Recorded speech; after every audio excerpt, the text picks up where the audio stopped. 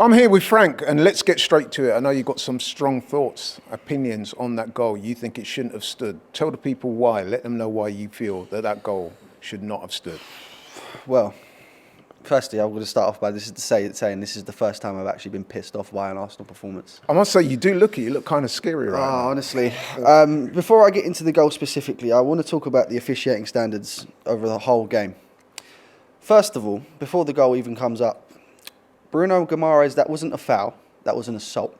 Listen, that was we were talking about MMA versus boxing. He might have been listening to our conversation because that was straight out of the MMA, man. Bruno Guimarães should be in the local prison at the moment.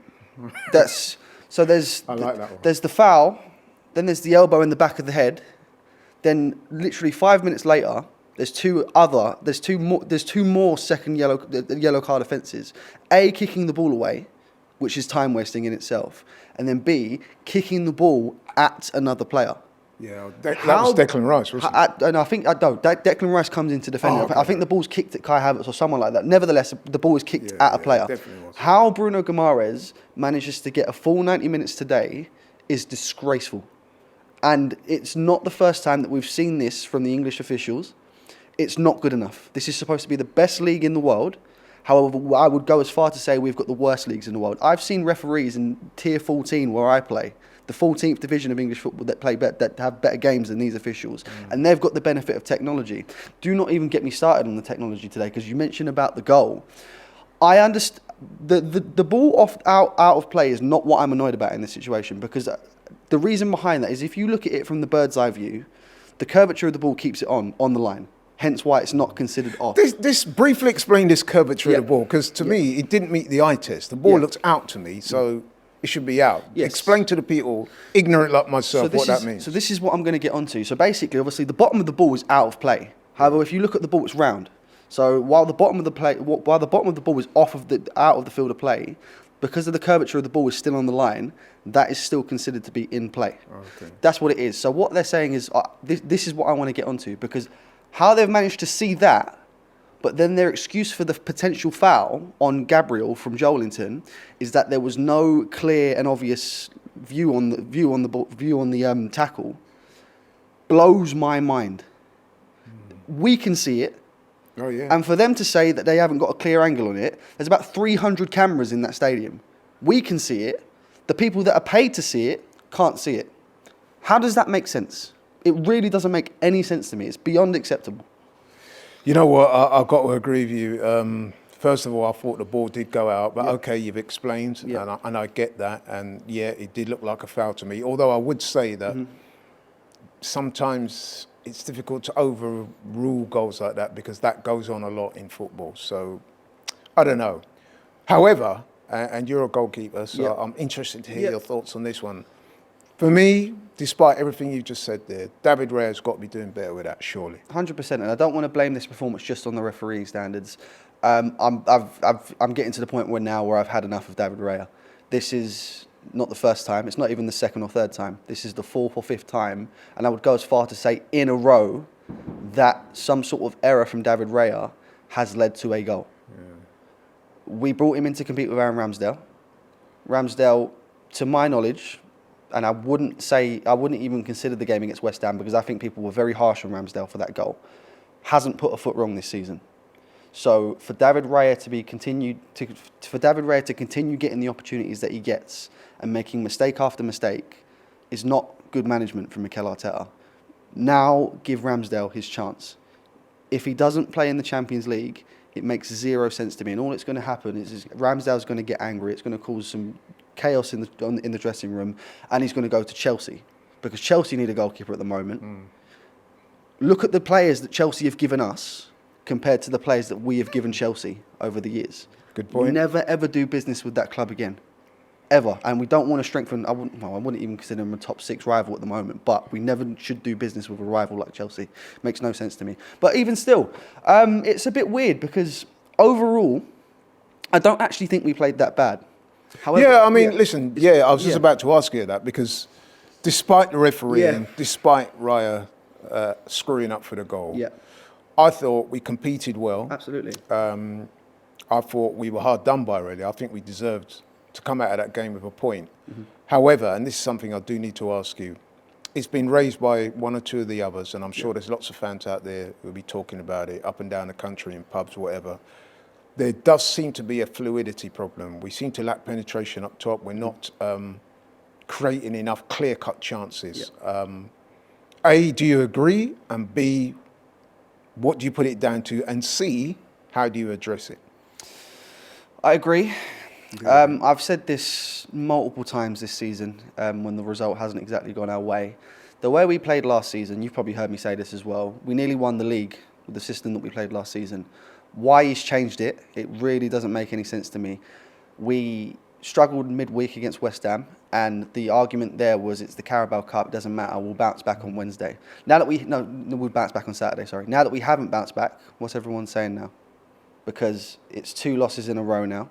This is the sort of form that could start to spiral your season out of control. I'm not saying it's over. Calm down. I'm not saying it's over. But it's so important that we now react in these next 2 games to obviously pick up the 3 points against Sevilla and then pick up I can't remember who we're playing. It's Burnley next week. 2 winnable games, although I would say on face value, anyway, Seville is likely to be a lot more difficult. But. No, absolutely. Absolutely, and obviously just to address the situation regarding the fluidity and the lack of chances, or clear-cut chances, as you might say. I know he's your boy.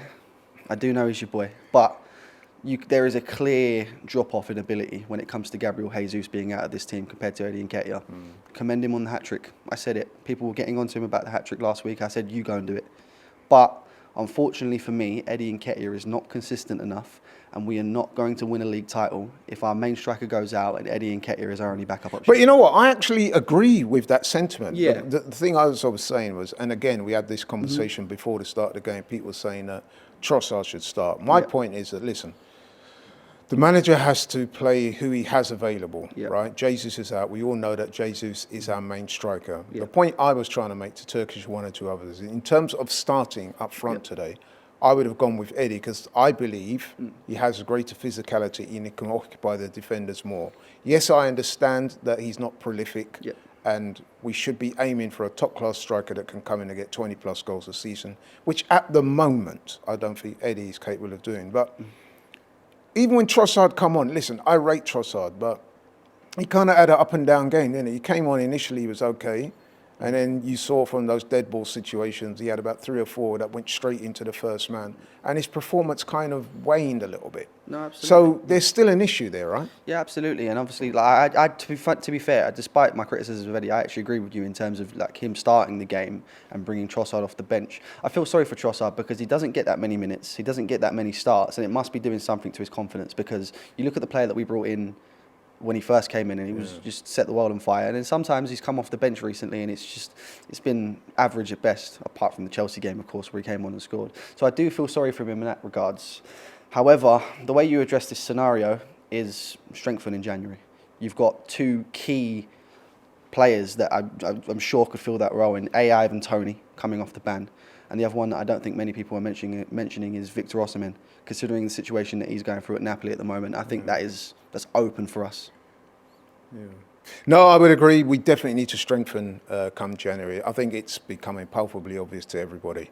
But let's try and look forward with a bit of positivity. We've got the games coming up on Tuesday against Seville and at the following weekend against Burnley. Can we win those games? Of course we can. We're Arsenal Football Club. We should be capable of beating any opponent that gets in front of us. Would you make any changes to the starting 11 today? I don't want to see Kai Havertz start another game for Arsenal. I've had enough. I can say. Well, he was a little better today, right? Well, he was better for 45 minutes, and then we got the exact same thing we did against West Ham, where he played decent in the first half, decent, not great, but decent, and then all of a sudden he's back to old Kai Havertz again in the second half. It's not good enough. 65 million. Sorry to quote the song, but 65 million down the drain. You know, if it's not working, don't keep forcing it. Just take it. No, but then what do you do with him? I mean, you're basically writing him off. Is that the case, or what do? You just Is that Saudi Arabia on the phone? Gosh, There's your answer. harsh. But that's how you feel, bro. That's how you feel. A lot of people are saying it's not working out right now. What do you do? It's a difficult situation. Do you sit him down for a few games and introduce him at a later date? Yeah. That might affect his confidence, or you keep him in the side and he keeps on laying eggs, then that's going to affect his confidence. Or have you just come to the conclusion that, listen, man, it's not working, get rid in January or whatever? I was one of those people when he first came in. And I think it might have been either me, you and Robbie or something like that I said it on an interview, give him time. But we've given him time now. And it's game after game after game, just full of disappointment. And I think it's quite stubborn from Arteta to continue to do it. Obviously, the fans are getting onto him. That can't be doing anything great for his confidence. I don't imagine it would do any better than if we was to take him out of the team for a few games. Just refresh. Give it a couple games, 2 or 3 games. Just take him out of the starting lineup. Try again once more. If it's not going to work, look to offload in January or the summer. Okay, Frank, very honest and forthright. Appreciate it.